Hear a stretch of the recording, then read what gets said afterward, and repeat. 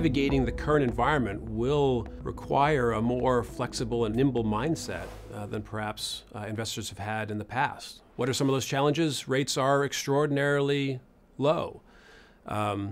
There is unprecedented amounts of policy, both monetary and fiscal policy in economies and markets right now. Inflation risk exists. It's not PIMCO's base case, but I think as investors, we all have to be respectful of inflationary concerns and upside inflationary risk. Governments and companies have been extraordinarily opportunistic in issuing a lot of debt at low yields with very long durations. Spreads are very narrow.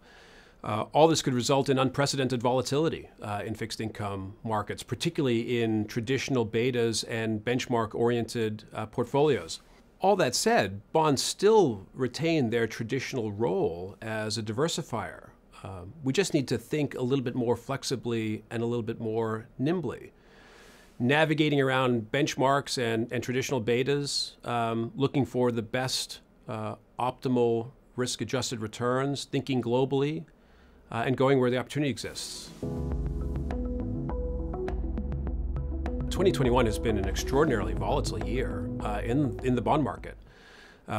Flexibility is key on capitalizing on some of that opportunity. A flexible and dynamic portfolio could reduce interest rate duration and actually benefit from the rise in yields that took place from the middle of last year through March of 2021.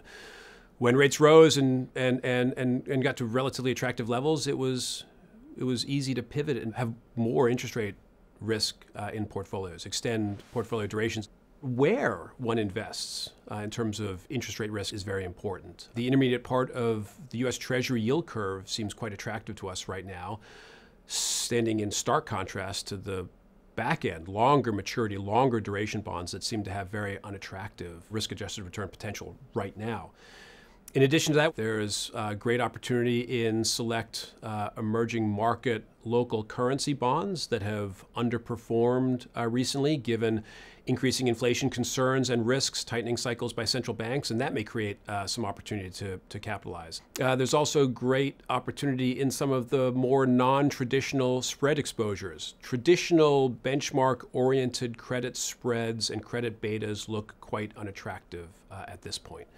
But some of the more non-traditional areas look quite interesting as a means of adding what could be substantial value. In addition, housing-related assets can capture the strong technicals and strong fundamentals that currently exist. And last and probably not least would be opportunities in some of the COVID recovery sectors, areas that have lagged the recovery more generally, and that can include hotels, retail, airlines, real estate, and debt issued by those companies and in those sectors of the marketplace.